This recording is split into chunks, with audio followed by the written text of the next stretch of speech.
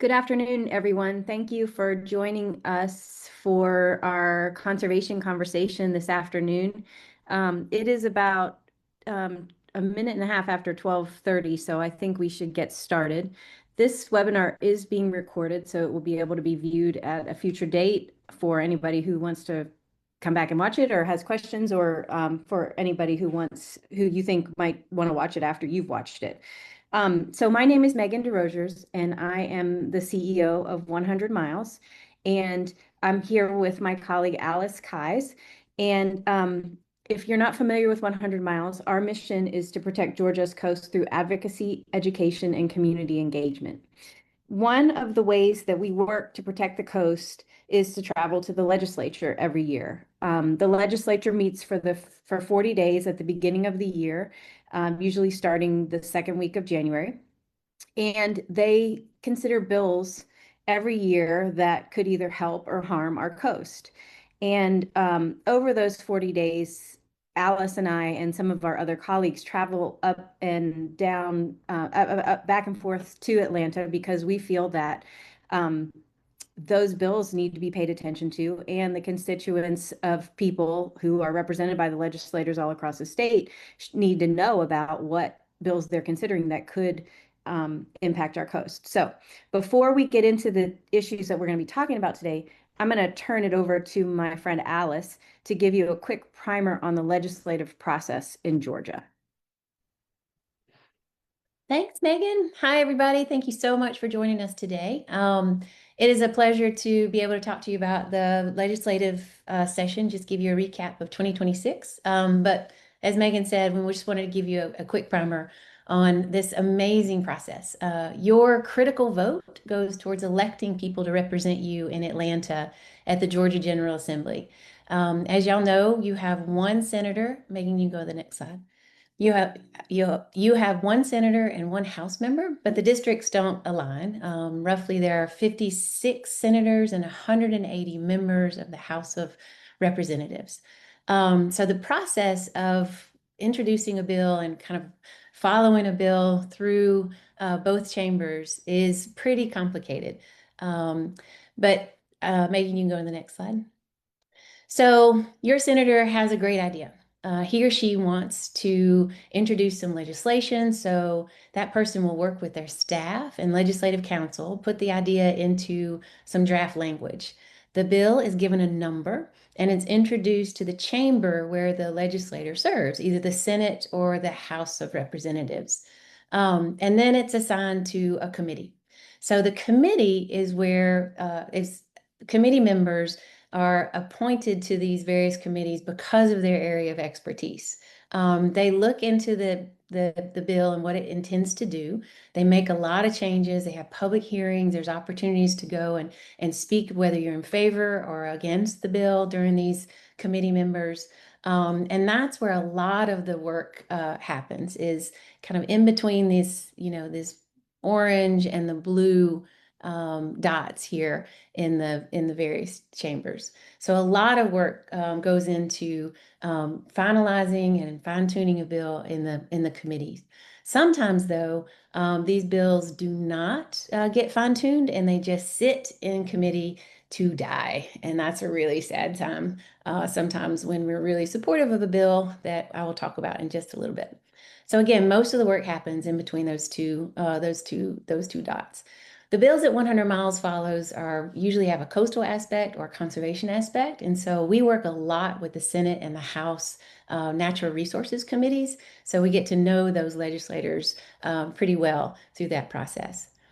Okay, so by the time a bill gets to the chamber floor for a full chamber vote, most of the kinks have been worked out, and the sponsor is excited to introduce the bill for a vote by all 56 senators or all 180 representatives. If the bill passes by majority approval, then it goes to the next chamber where this whole work continues, where it gets assigned to a committee, and it's, the back and forth and back and forth. And then it goes to rules, and then sometimes changes happen in rules. And so if it gets to the next chamber floor, sometimes it looks completely different than it did when it passed the first chamber. And Megan can share with you some perfect example of how that process keeps you on your toes and is really hard to follow. She'll talk about a few bills in just a little bit. So, if a bill passes both chambers and it goes to the governor's desk where he or she can sign it into law or veto it. Again, it's a very complicated process, and these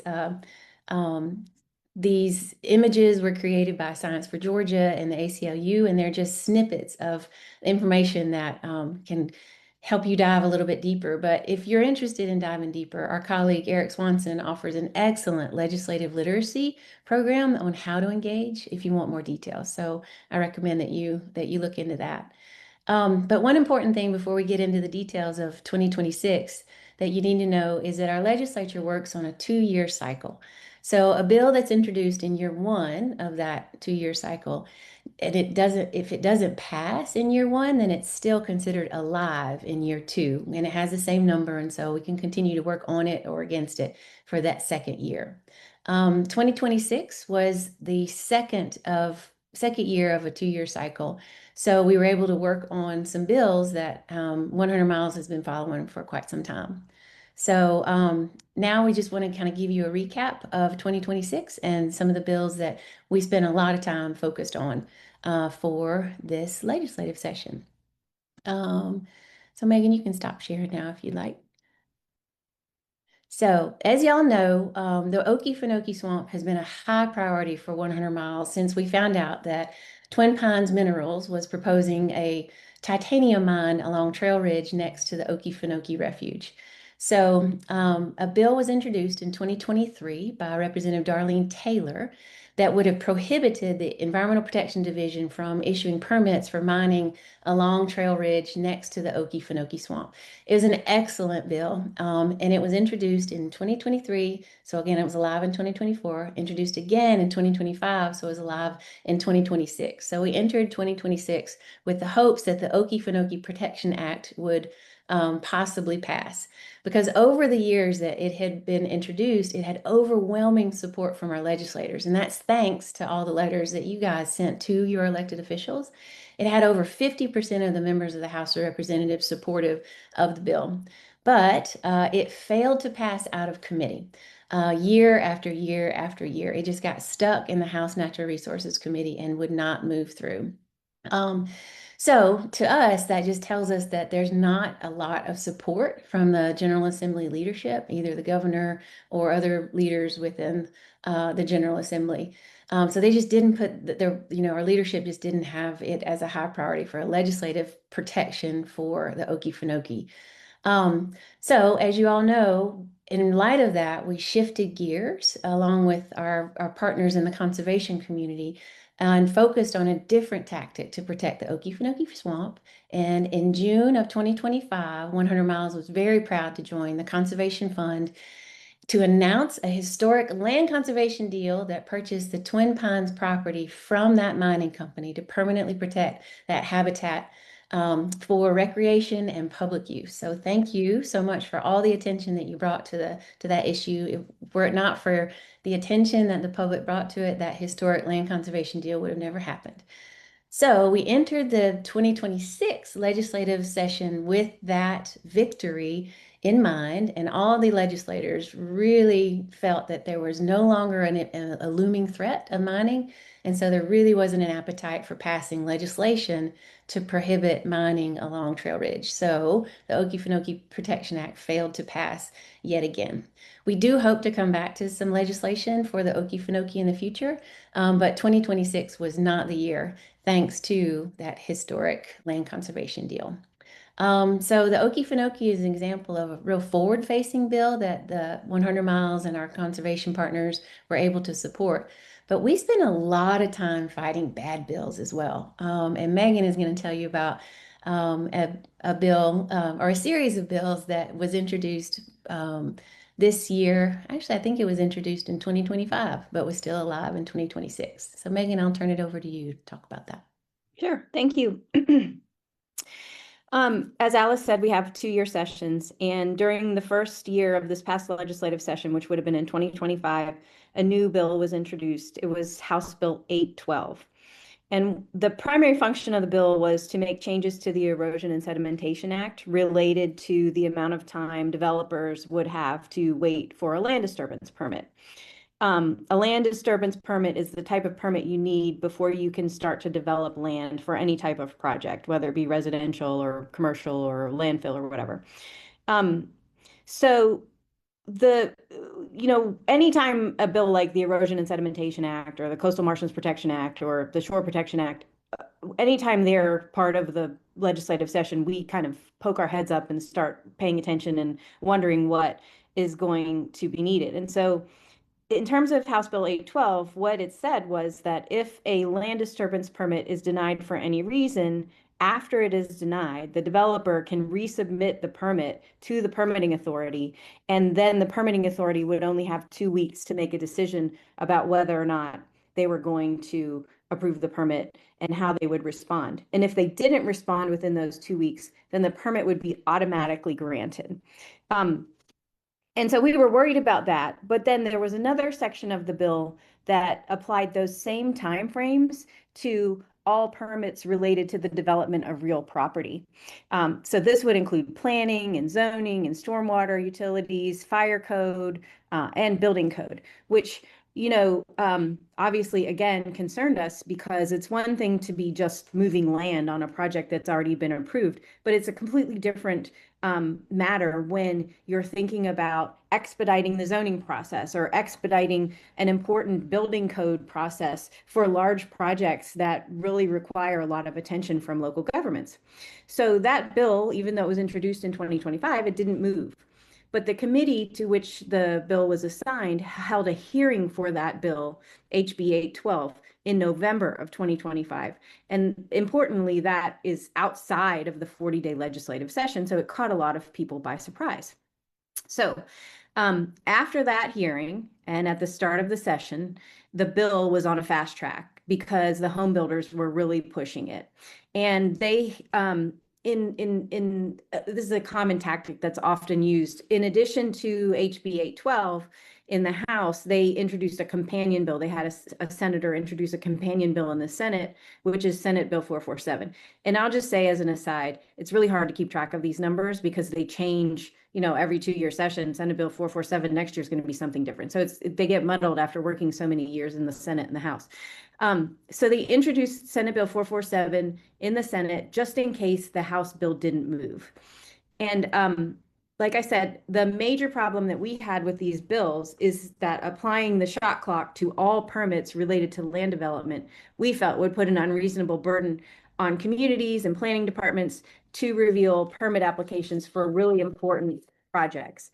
And these aren't just going to be, like I said, small development projects. They could be major housing developments, they could be data centers, they could be landfills.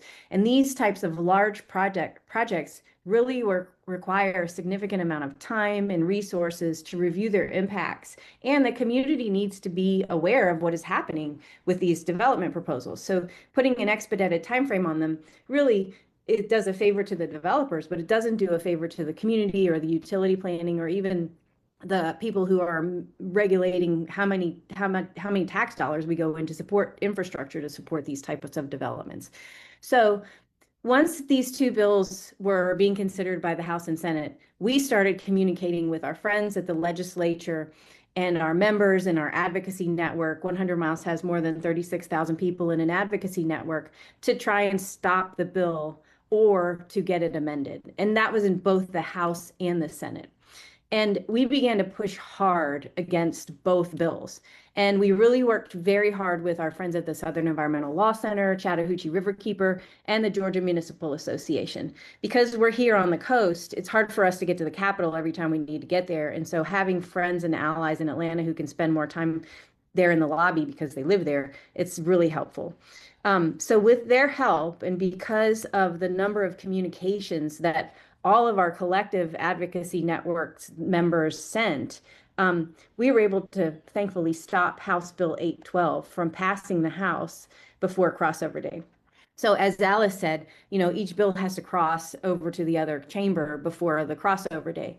And so House Bill 812 didn't make it. And so on that note, I just want to give a huge shout out to Representative Jesse Petrie, because he was a big help in and a champion throughout the session on all the bills that we ended up working on related to this matter. But unfortunately, in the Senate Bill 447 did pass over to the House before crossover day. So that became our primary target. The good news is we killed one bill, so now we only have one left to work on. The bad news is the bill was still really bad. So the House did end up eventually passing Senate Bill 447 before the end of the session. But because of all the hard work that we did and because of all the communications, we were able to get some great amendments added in the House that would definitely minimize the impact of the bill. Specifically, we were able to get the bill only to apply to smaller projects. That is, projects that are not developments of regional impact. In other words, the expedited timeframes would not apply to the biggest, most impactful developments that communities have to consider. But, and this is where the interesting thing happens, all the negotiating in the lobby and between the committee meetings and between the sessions. So now we have the House passed Senate Bill 447, but they kind of gutted it. And the Senate bill wasn't happy about, says the Senate bill sponsor wasn't happy about that. So he added the old language to another bill, House Bill 309, that had already passed the House. So that bill was in the Senate. While it was in the Senate, he added the old language and he called it a clean bill. So he basically was sending the message back to the House: I don't like what you did. I'm going to send you another bill that gives you another chance to do what I want you to do. And so essentially, we have these two bills, one in the House that the Senate passed back over to the House, and one in the Senate that the House fixed and sent back over to the Senate, and they're just sitting there. It's like the guys are just playing chicken with these two bills. And so, here we go the whole way through the session to the last day, and both bills are there. And it's kind of like, who's going to act first? Who's going to act first? And the House didn't bite. The House did not take the bait to pass the bad bill that the Senate had passed back to them. And so at the end of the session, at the very last hour, actually it was an hour after the last day was supposed to have ended, just before 1 a.m., the Senate accepted the cleaned up, better version of the bill that the House passed. So that was, and I'm getting confused now already, Senate Bill 447. And that was the one that limited the scope of the impact of the bill. And I know the senator who sponsored the bill wasn't happy. But the last thing I'll say, and I'm running over my time, is that working in the Capitol is like working in a bubble. Legislators forget that they have constituents on the outside, and it is very difficult for constituents to be part of the legislative process because they schedule hearings, especially live here on the coast, and you got to get there. Alice and I drive 4.5 hours to get there. And so if they schedule a meeting at 12 o'clock in the afternoon for a 4 o'clock in the evening that same day, we can't get there. And so it's really important to have constituents on the outside communicating with their legislators, sending emails, calling. And it's also really important to have partners in the lobby so they can cover stuff whenever we need to do it. So I'm going to let Alice talk about the future, the next session, what we're thinking about, and one of the big threats that we're considering a strategy on, and then we'll turn it over to Q&A.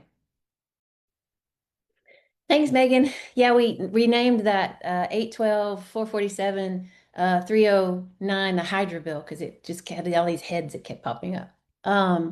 So over the next year, 100 Miles is going to be working really hard on a campaign that looks at all aspects of law, policy, regulation, ordinances that can help protect our signature landscape, our coastal marshlands. Our marshes are public resources. They're managed for us by the Department of Natural Resources. And thanks to the Coastal Marshlands Protection Act, activities within the marshes are only allowed with permission from the state.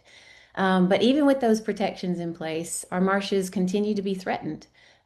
Sea level rise in and of itself is threatening our marshes, but the construction of seawalls and bulkheads are actually hardening our shoreline, making it impossible for our marshes to migrate and adapt to this changing environment. So that certainly is an increasing threat. But we're also seeing an increase in the effort to privatize our public marshes. In previous legislative sessions, we have fought bills that would make it a lot easier for property owners to claim ownership of these public marshlands.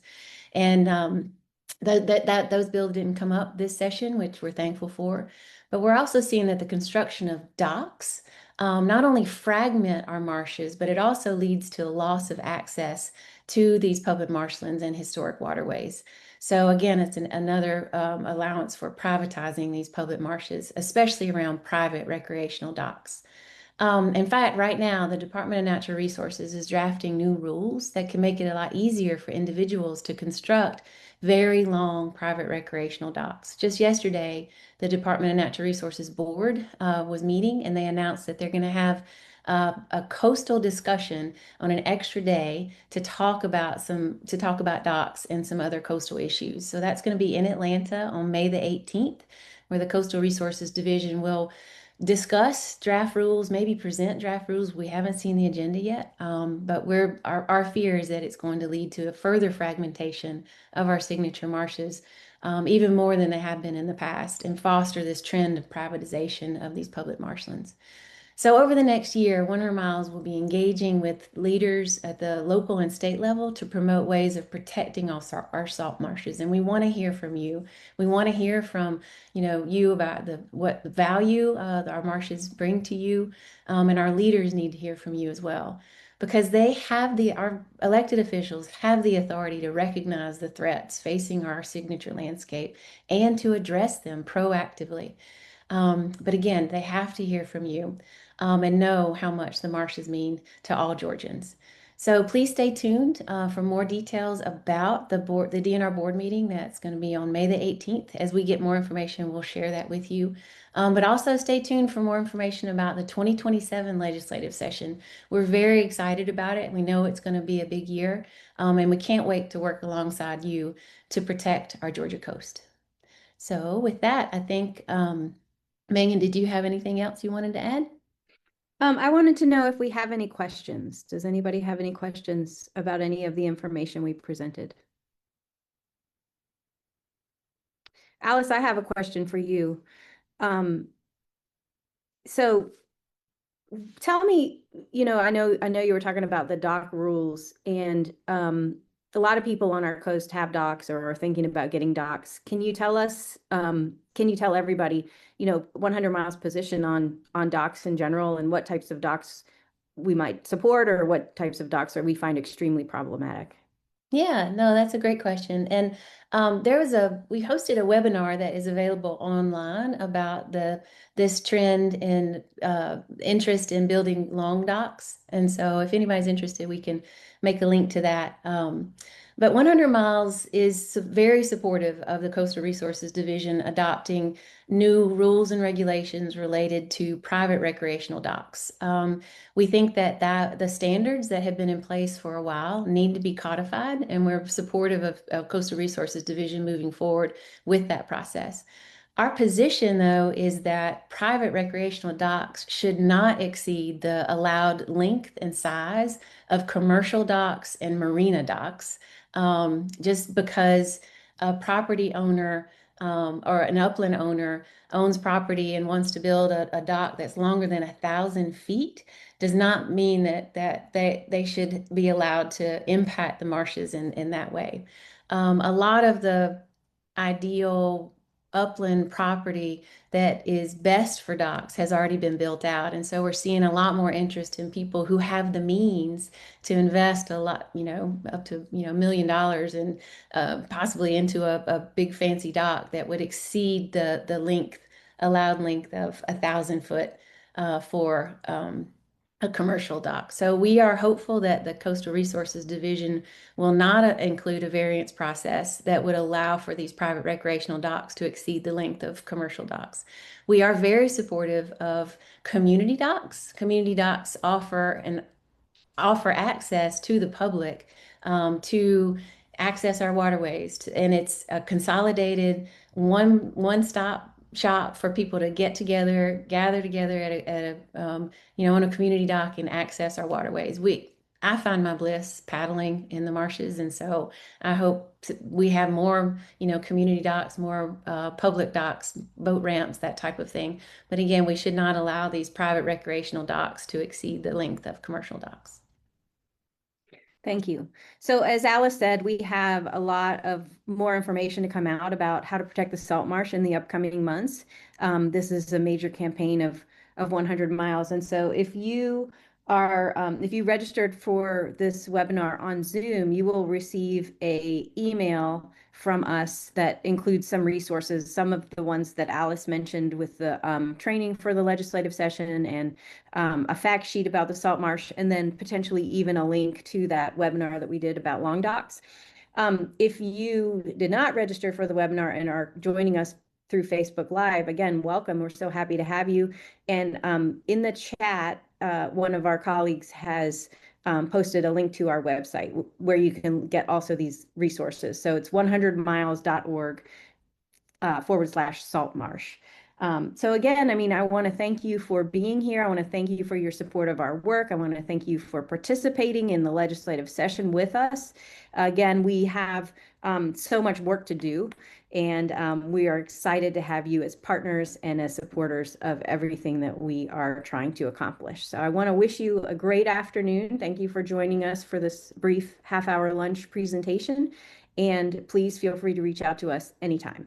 We'd love to hear from you. All right. Have a great day. See you later.